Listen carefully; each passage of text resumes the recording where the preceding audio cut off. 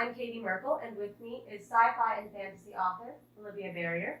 Thank you so much for being here today. Sure, absolutely. Thanks for having me. Now, with self-publishing, do you do everything yourself, or do you hire people to help? No, I could never do everything myself. Some people do try to do that, but honestly, there are so many talented, amazing individuals who want to help you write your book that there's really no point in trying to do everything yourself. You know what your skills are.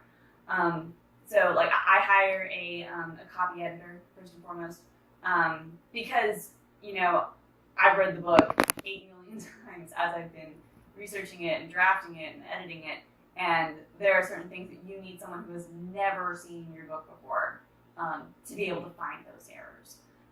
So you can also hire a content editor if you're not even at the copy editing stage, just to help you hash out the story, the characters, inconsistencies with setting, that kind of thing. I'm involved with a really great writers group, so I actually don't hire a copy editor for that. But I do. Melissa Gray is actually my copy editor. She's fantastic. And I would recommend always asking if they offer sample editing before you commit an entire book to them. And also just make sure that they're really on board with your particular project. Like, for example, my book Without Dragons is experimental, so I jump back and forth between different tenses, different points of view, different writing styles, sometimes mid-sentence. And I needed to be sure when I was looking at copy editors that I was going to find one who wouldn't just say, oh, you can't change your point of view. I'm like, no, that's actually part of the story. So Melissa was really on board with that, which is one of the reasons why I picked her. And then also the next step after you get the story and everything is the cover art.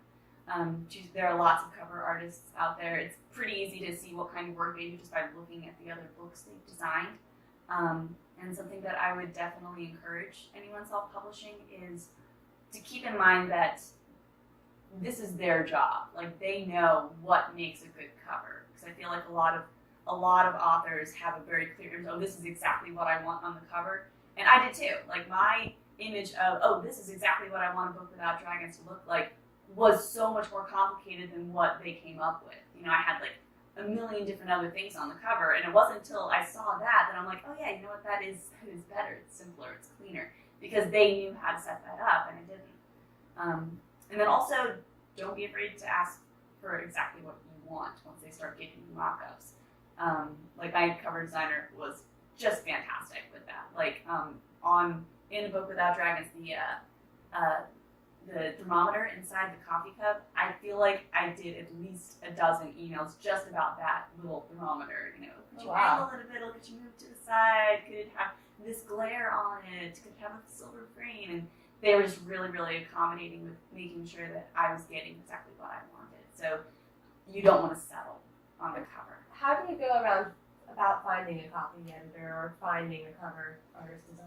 I mean, word of mouth is huge. If you know other writers, or if there's a book that you read and you're like, wow, this book was really clean, the cover was really good, it's totally okay to email that author and be like, hey, can I ask who you used for your cover designer? I'm sure they'll be happy to give you that information. That's how I found DeMonza, actually. And yeah, I mean, Google searches, obviously, you can always just Google, copy editors and stuff, but it's always better to get that kind of thing from a personal recommendation. Olivia, what are some other things that you could contract someone to do for a self-published book? For me, ebook design is huge because I am not super good with computer stuff. And ebook contracting, if you try to do that yourself and you do it wrong, it can blow up at you in a really, really dramatic fashion. So you can contract people to make sure that your ebook is laid out, that the HTML lines up properly, that you're not going to have random line breaks where you don't want them, that your font's not suddenly going to be huge. It's just really important to make sure that all of that gets right. And if you're not super duper tech savvy, I definitely recommend getting someone to do your ebook cover for you. Well, I did have a question about that, because earlier you said you would get a formatter maybe for the interior of your book. Yeah. Couldn't that person just do the ebook as well? Some do. A lot do offer that service. Not always. I mean, because they are actually two extremely different skills. Okay. Because the interior formatting for a paperback book is very, looking at it visually on the page and being like, okay, yeah, I need to move this because this is exactly how it's going to look when it's printed. Ebooks are, they're different based on if you're looking at it on your phone, on your reader, if you're changing the font size. So it needs to be very, very fluid and adaptable to all these different sizes. So there's a lot of different, it's two different types of skills. A lot of people do both, but I would not necessarily assume that someone's going to do both. Okay. You can just ask them. Yeah. Also, you can do social media. You can actually hire people to help you with your social media, which is huge for some people. Because I know some people, like, having a social media presence is super important. And a lot of people just don't have the time for that, or they just truly don't enjoy it. You can actually hire people to prep things for you to post on social media. Like, you can give them your book and be like, I need you to make me 50 cute little quote cards for my book so I can post them on my Facebook page, and they'll do that for you. I personally don't use that because I haven't liked making those quote cards myself, but that option's available if you're not into that kind of thing. What I do hire people to do is photoshopping. That was a game changer for me, honestly, because I don't have Photoshop. I don't know the first thing about it, and frankly, I just didn't want to spend the time or the money to learn how to use it just for the couple of things that I needed to do with it. You know what I mean? So I'm able to hire Photoshoppers. Just be like, hey, I need you to take the elements out of my cover design of the book, and I'm going to put them on a bookmark, and then they just send me back a file. There you are. So that's been really, really helpful for me. Awesome. Now, have you ever worked with a contractor where you weren't pleased with the service? Yeah, the first, I talked about my Book Without Dragons cover. That was the second cover artist that I contracted. The first one, it's not that the covers that they made weren't good quality covers.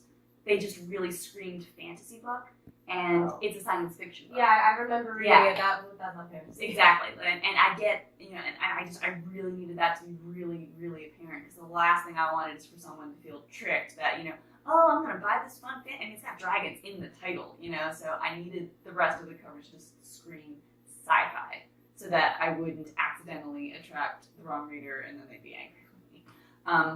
So, that was a difficult conversation for me to have with her, just because we just weren't on the same page. But, we're both professionals, so, it's okay. Like, they understand that not everyone is going to be right for every project, It's all right to be like, hey, I'm gonna go with someone else, and that's just part of the business, so. Olivia, I'm afraid that's all the time we have for now, but thank you so much for being here. Yeah, absolutely. Thanks for letting me talk to your bloggers. I appreciate it. Well, I know I learned some fun stuff today. And if you would like to learn more about Olivia Berrier, check out her Facebook page and her website.